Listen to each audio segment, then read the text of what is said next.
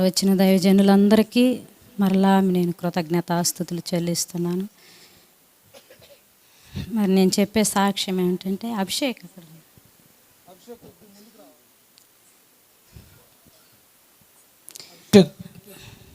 ముందుకు రావాలి. ఆయన ఫ్యామిలీతో ఈ స్టేజ్ మీద ఉండాలని మేము ఆశించాం, కానీ జరగలేదు. అలా అభిషేక్ ముందుకు వస్తాడు. ఆగస్టు 23వ తేదీ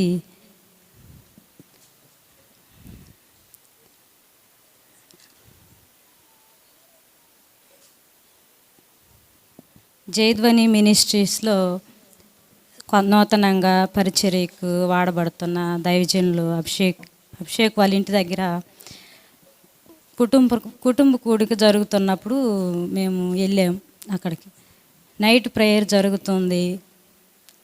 చివరి ప్రార్థన చేసేటప్పుడు మేమందరం కళ్ళు మూసుకొని ఉన్నాము. ప్రార్థన చేసేటప్పుడు బాగా బలంగా జానన్న ప్రార్థన చేస్తున్నారు. అందరం ఉన్నాము. నేను కళ్ళు మూసుకొని ప్రార్థనలో ఏకీభవిస్తున్నప్పుడు మరి అభిషేక్ వాళ్ళ ఇంటి ముందు ఇలాగే రోడ్డు ఇట్నే ఉంది. రోడ్డు ఒక అంబులెన్సు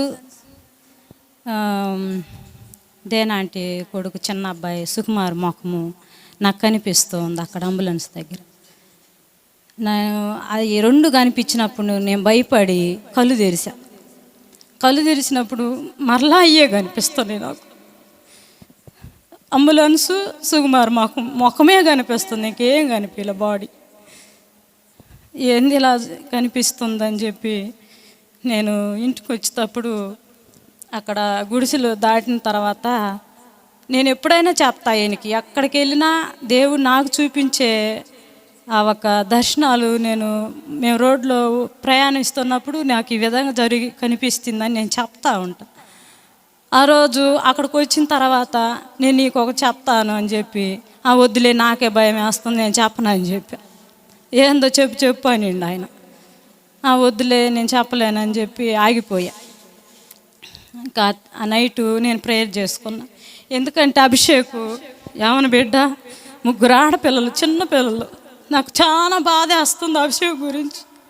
ఆ రేత్రి ప్రార్థన చేశాను. మరలా పగలంతా నాకు ఈ విధంగా మేము ఆలోచిస్తా నాకు ఇక్కడ బాగా నొప్పి వచ్చి స్కూల్లోకి వెళ్ళి కూర్చోలేక పడుకున్నప్పుడు వంజ టీచరు హేమ నన్ను ఏమైందక్క, ఏం బాగలేదు చెప్పు అని అంటే, నేను చాలా బలహీనంగా ఉన్నప్పుడు పడుకున్నా. నేను అసలు కూర్చోలేకపోతాను.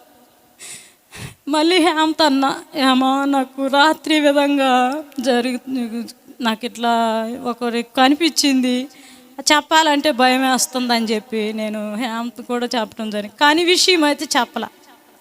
ఇంటికి రాగానే పాస్టర్ గారు శనివారం ప్రేయర్కి వెళ్ళాలి సాయంత్రము నన్ను అడిగాడు, తొందరగా రెడీ అవ్వు అంటే నాకు బాగాలేదు నేను రాలేనని చెప్పా.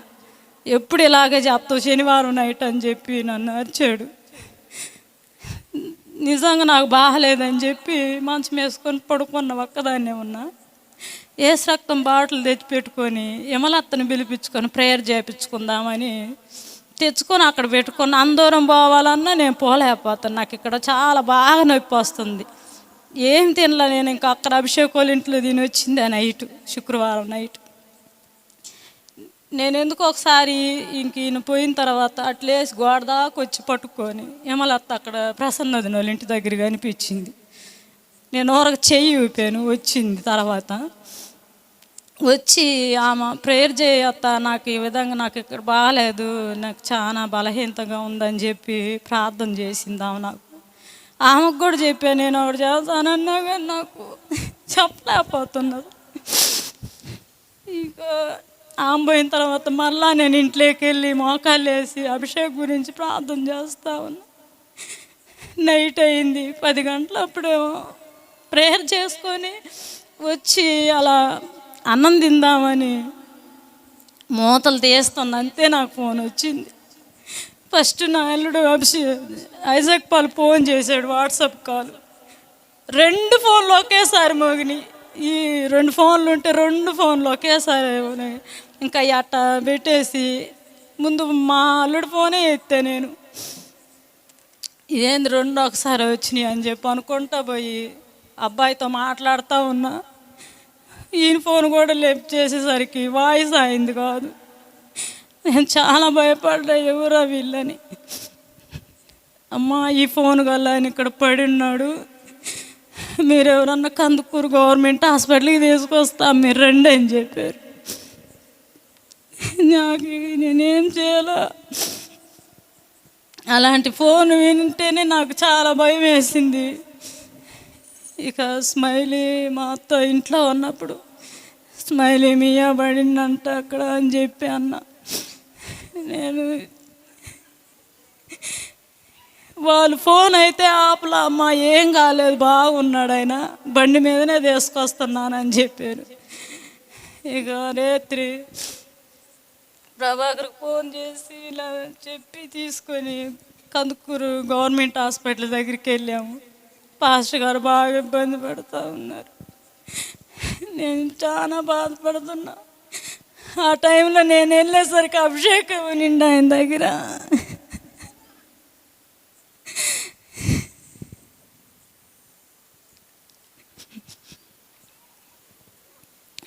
దేవుని నామానికి స్తోత్రాలు.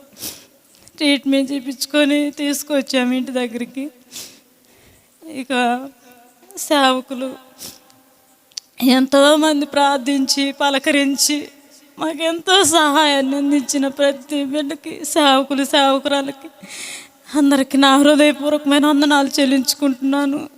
ఈ దినము సజీవంగా దేవుడు నిలవబెట్టినాడని మేము ఇంత గొప్పగా ఈ కృతజ్ఞత కూడిక ఏర్పాటు చేసుకొని ఉన్నాము. మరి దాసునికి ఇంకా పరిపూర్ణమైన ఆరోగ్యం ఇవ్వాలని, ఈ మధ్య చాలా అనారోగ్యంకి గురై ఉన్నారు. మీరందరూ ప్రార్థించమని కోరుచు ఈ కృతజ్ఞతాస్తుతులు దేవునికే చెల్లిస్తున్నాను. దేనా సాక్షి. మంచిది, వందనాలు. అభిషేక్ కూడా వందనాలు తెలియజేస్తున్నాను. 23వ తేదీ శుక్రవారం కందుకూరులో అభిషేక్ వాళ్ళ ఇంటి దగ్గర కుటుంబ ప్రార్థన కూటాన్ని ఏర్పాటు చేశారు. అందుకు నడిపించడానికి ముందుగా నన్ను వెళ్ళమంటే నేను వెళ్ళాను. వెళ్ళి ఏ రోడ్లో అయితే కూర్చున్నానో అదే రోడ్లో చివరి ప్రార్థనలో మరి దైవజనులు వాక్యం అయిపోయిన తర్వాత, జానుబాబు గారు వాక్యం అయిపోయిన తర్వాత ప్రార్థన చేస్తున్న సమయంలో పాస్టర్ గారికి దేవుడు చూపించిన విధంగా అదే రోడ్లో అదే రోడ్లో అంబులెన్స్ కనబడుతుంది. శుక్రవారం 10 గంటలకి 9:55 సమయంలో లాస్ట్ ప్రార్థన జరుగుతుంది కుటుంబంలో. ఆమె దర్శనం చూస్తుంది. 24వ తారీఖు శనివారం రాత్రి 9:50 నేను అంబులెన్స్లో ఉన్నా. 24 గంటల్లో ఈ కార్యం జరిగింది. నేను శనివారం ఉప్పరపాలెం ప్రార్థన జరిపించుకొని వచ్చేటప్పుడు చాలా వర్షంలో జారిపోతున్నటువంటి బండి చక్రం కూడా జారిపోయే పరిస్థితుల్లో వర్షం పడ్డప్పుడు కూడా నేను ఒక్కడనే వచ్చాను ఉప్పరపాలెం నుంచి తడుచుకుంటా. అలాంటి పరిస్థితుల్లో ఏం కాలేదు. కానీ ఆ రోజు దేవుడు చూపించిందా నాకు చెప్పాలా, నీకు ఒకటి చెప్పాలంటున్నా కానీ చెప్పట్లా. నాకు ఈ విధంగా దేవుడు చూపించాడు, ప్రార్థన చేస్తే తొలగిపోద్ది అనేటువంటి విషయం తెలుసు. కానీ ఆయన చెప్పాలా నాకు, ఇదని చెప్పకుండా అభిషేకమే నీ గురి కలిగి అభిషేక్ గురించి, అభిషేక్ పిల్లల గురించి, కుటుంబం గురించి ప్రార్థన చేస్తాను నాకు చెప్పలేదు. పడ్డ తర్వాత చెప్పింది. 24 గంటలు శోధకుడు శోధించాడు. అందుకే అయితే దేవుడు మరణానికి అప్పచెప్పలేదు. నీతి మార్గమునందు జీవము కలదు, దాని త్రోవలలో మరణమే లేదు. చప్పట్లు కొట్టి ప్రభువుని కనపరుద్దాం. నీతి మార్గమునందు జీవము కలదు, దాని త్రోవలో మరణం లేదు. నీతిమంతుడు పడతాడు లేస్తాడని ఉంది, కానీ మరణం లేదని చెప్పినట్టుగా ఆ త్రోవలో నన్ను మరణాన్ని నుండి ప్రభు తప్పించి 6 నెలలు అవుతుంది. 45 రోజులు అలాగనే కూర్చున్న, రాత్రి పగలు 45 రోజులు అలాగనే కూర్చున్న, పండుకోలేను. పండుకుంటే ఇదంతా ఈ కుడి పక్క అంతా ఒక పక్కకి వెళ్ళిపోతుంది. ఈ చేయి పట్టుకొని పైకి లేపితే ఈ పక్కకి వెళ్ళిపోతుంది. అమ్మా అమ్మా అని అరుస్తున్నా. బ్రతుకుతానన్నటువంటి ఆశ లేదు. మంచం మీద పండుకోవాలని ఆశ ఉంది, కానీ పండుకోవడానికి వీలు కాలేదు. 45 రోజులు కూర్చొని అలాగని రాత్రి పగలు కూర్చున్నాను. అలాంటి పరిస్థితుల నుంచి కూడా దేవుడు అనేక మంది దైవజనులు, నేను పేరు పేరును చెప్పాలంటే సమయం లేదు, చాలాసార్లు వచ్చి పరామర్శించి చాలా విధాలుగా నా కాడ నేను ఎంతో వ్యాపారం చేసుకొని డబ్బులు సంపాదించుకుని తెలివితేటలు ఉన్నాయి, కానీ సేవకు వచ్చిన తర్వాత కాదనుకున్నాను. కనుక ఎలా ఉన్నానంటే మట్టి దీన్ని బ్రతుకుతున్నట్టున్న ఒక మాటలో చెప్పాలంటే. అప్పటికి నా కుటుంబం నన్ను ఎంతగానో జాగ్రత్తగా చూసుకుంటూ వస్తుంది. నాకు సంఘంలో పరిచర్యలో ఏమాత్రం కూడా ఎంత తక్కువ పరిస్థితులు ఉన్నప్పటికీ కుటుంబంలో ప్రతి వారు నన్ను చాలా మెలకువగా, మా తమ్ముడే కానీ అందరు, మా చెల్లెళ్ళే కానీ మా అమ్మయ్య కానీ నన్ను చాలా మెలకువగా తీసుకొని వస్తాను. కాబట్టి ఇది నా సాక్ష్యం. నేను కూడా సాక్ష్యాన్ని పంచుకున్నట్లే మా అమ్మ వచ్చి చిన్న సాక్ష్యం చెబుతుంది. రావాలా?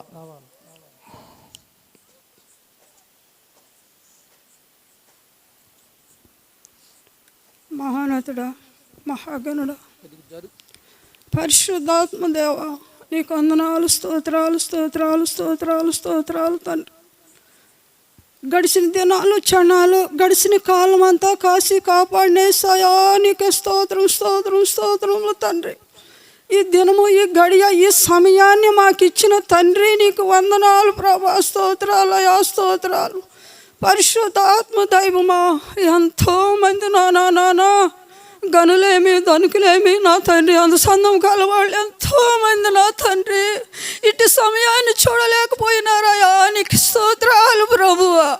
నిరుపేదలమైన నన్ను మమ్మ సంఘానికి రామని ప్రభువా నా తండ్రి. ఈ సమయం ఈ గడియ చూసి తెచ్చినేసాయా, నీకు వందనాలు ప్రభువా, స్తోత్రాలు. పరిశుద్ధాత్మ దైవమా, అయ్యా నువ్వు నా పట్ల, నా కుటుంబం పట్ల చేసిన మేలులకు నేనేమి ఇవ్వగలుగున్నాను ప్రభువా నా తండ్రి. అయ్యా ఏమిచ్చి నేను నీ రుణాన్ని తీర్చలేనా అయ్యా, నా అపవిత్రమైన పెదవుల ద్వారా తండ్రి, అయ్యా నీ కృతజ్ఞతాస్తుతులు చెల్లించుకుంటున్నాను తండ్రి. నీకు వందనాలు వందనాలు స్తోత్రాలు అయ్యా, నీకు స్తోత్రాలు తండ్రి. అయ్యా చిన్న చరణం ఒక్క మాటే నాన్న పాట పాడుకుందాం. ఆకాశమందు వరున్నారు నా ప్రభువా, ఆకాశమందు నీవు తప్ప నాకెవ్వరున్నారు నా ప్రభువా. స్తుతి పాత్రుడా, స్తోత్రాహుడా, స్తుతులందుకో పూజారుడా. స్తుతి పాత్రుడా, నా శత్రువులు నన్ను తరుముచుండగా దూరాన నిలచావనా ప్రభువా. నా శత్రువులు నన్ను తరుముచుండగా దూరాన నిలచావనా ప్రభువా. నా వైపు నీ ముఖము తిప్పిన వెంటనే శత్రువుల చేతి నుండి ఇడిపించినావు, రక్షించినావు. స్తుతి పాత్రుడా, స్తోత్రాహుడా, స్తుతులందుకో పూజారుడా. స్తుతి పాత్రుడా. హల్లెలూయా. దేని స్తోత్రాలు. మీ కూడి వచ్చిన ప్రతి ఒక్కళ్ళకి, చిన్నలకి, పెద్దలకి, దైవజనులకి, శ్వాసులకు, సంఘానికి, బంధువులకి, రక్త శరీరులకు, మిత్రులకు అందరికీ నా ఉదయపూర్వక వందనములు చెల్లించుకుంటున్నాను. మరి నేను చెప్పే సాక్ష్యం ఏంటంటే, దేవుడు గడిచిన దినాలు, క్షణాలు, గడిచిన కాలం అంతా ఆయన మన మహాకృపలో కాసి కాపాడినందుకు వందనాలు స్తోత్రాలు. మరి రాత్రి మరి నీ బిడ్డలు ముందే చెప్పి ఉన్నారు, కానీ నేను ప్రార్థన చేసుకుంటున్నాను. నా కోడలు, నా మనవరాలు నా దగ్గర పండుకుంటుంది, స్మైలీ మియా పడ్డాడు అంటున్నది. నేను అప్పుడు ప్రార్థనలోనే ఉన్నాను, ప్రార్థనే చేసుకుంటున్నాను. నేను ప్రార్థన ముగించుకొని లేచి మరి మేమిద్దరమే, నా అల్లుడు ఒక బండి మీద, నా మనవడు, మమ్మల్ని ఇద్దరిని కందుకూరు తీసుకొని పోయారు. మేము కందుకూరు పోయే వాళ్ళకి సహోదరులు అభిషేకు నా కుమారుడు కూడా ఉన్నాడు. ఇద్దరు ఎంతమంది ఒక్కొక్కరు నెలేసి రోజులు వచ్చి నా కొడుకును పలకరించి ప్రార్థించిన వాళ్ళు ఉన్నారు. వాళ్ళ పేర్లు చెప్పకూడదు, కానీ ఎంతోమంది ఫోన్లు చేసి అసలు ఒక రోజు అయితే 15 మంది దైవజనులు మా గృహం దగ్గర వచ్చి నా కుమారుడు కోసం ప్రార్థించినారు. ఇలా చెప్పుకుంటే చాలా ఉంది. అలా కాదు, అభిషేకు నాకు 2 కుమారులు, 4 కుమార్తెలు. నేను ఇంకా 2 కుమారుల్ని ఇంతమందిలో అని నా గొప్ప కోసం కాదు, మీరెవరో నన్ను చిన్న అనుకోవద్దు. నా కుమారుడు కాడ ఒక కుమారుడుగా నిలబడి అన్ని పరిచర్యలు చేస్తూ ఉన్నాడు. నా కుమారుని చూసినప్పుడు నా అరికాళ్ళ కింద మట్టి కూడా ప్యాంట్ అంత మట్టి ఆయన చూసాయా అంటే ఏదో ఒక మాట అన్నాడు. సరే, ఏది ఏమైనా నేనైతే ధైర్యంగా ఉన్నాను. నా జీవితంలో నా పిల్లలకు బాగలేదంటే నేను ఎప్పుడు భయపడిన, అసలు నాకు భయం లేదు. అది ఏదైనా కొండాల నా పైకి వచ్చిన దేవుడు మంచాల తేలగొడుతున్న నా ధైర్యం, నాకు భయమే లేదు. క్షేమంగా ఈ దినాన ఇక్కడ మేము అందరం, నా కుటుంబీకులు, నా బంధువులు, మరి సేవకులు అందరు కూడా ఈ స్థలములు ఉండటానికి కారణం ఏంటంటే దేవుడు మహాకృప మా కుటుంబం పట్ల, నా బిడ్డ పట్ల చూపిన కృపకై, ఆయన చేసిన మేలులకై, ఆయన చేసిన ఉపకారములకై మేము కృతజ్ఞతాస్తుతులు చెల్లించుకుంటున్నాను. మరి ఇంకా నా కుమారుడు చెయ్యి పూర్తిగా పైకి రావట్లేదు. మరి నెల 15 రోజులు నిరంతరంగా కూర్చున్నాడు. అంటే ఒక కన్న తల్లిగా నేను ఎంతగా కుంగిపోయినానో నాకు తెలుసు, నా తండ్రికి తెలుసు. ఈ స్థితిలో దేవుడు ఇది మన మధ్యలో ఒక సజీవుడిగా నిలబెట్టినందుకు తండ్రికి మాత్రమే వందనాలు స్తోత్రాలు చెల్లించుకుంటున్నాను. మరి నా కుమారుడు కోసము ప్రార్థించిన ప్రతి ఒక్కరికి, మరి వచ్చి పలకరించిన ప్రతి ఒక్కరి గురించి మేము నా అనుదిన ప్రార్థనలో, నా కుటుంబం కోసం ప్రార్థించిన ప్రతి ఒక్కళ్ళ కోసం నా అనుదిన ప్రార్థనలో నేను జ్ఞాపకం చేసుకుంటూ దేవుడికి మొరపెట్టుకుంటున్నాను. వాళ్ళ సేవలు, వాళ్ళ బిడ్డలేనికి అభివృద్ధి కావాలని. ముఖ్యంగా నా కుమారుడు సేవ లేకపోయినా పర్వాలేదు, కానీ దొంగిలించుకున్నట్టు నా కుమారుడి జీవితము అయినా పర్వాలేదు, మేము సంతోషంగా ఉన్నాము. దేవుడు నా బిడ్డ పట్ల ఎంతో గొప్ప మేలు చేసి ఇదే నాన్న నిలబెట్టిండు. ఆయన సజీవమైన రెక్కల సాటిని భద్రపరిచినందుకు ఆయనకు వందనాలు స్తోత్రాలు చెల్లించుకుంటున్నాను. మరి మా కుటుంబ నిమిత్తము నా కుమారుడికి ఇంకా చెయ్యి లేవలేదు, ఆయన గురించి అందరూ కూడా ప్రార్థించండి. ఇదే నా కొద్ది సాక్ష్యం. దేవుడి సాక్ష్యాన్ని దీవించి ఆశీర్వదించును గాక. తప్పుంటే క్షమించండి. మంచిది. సమయాన్ని చాలా క్లుప్తంగా తీసుకున్నందుకు మా అమ్మకు వందనాలు తెలియజేస్తున్నాను. దేవుని సన్నిధిలో క్లుప్త సాక్ష్యం చెప్పింది. అలాగనే నేను మా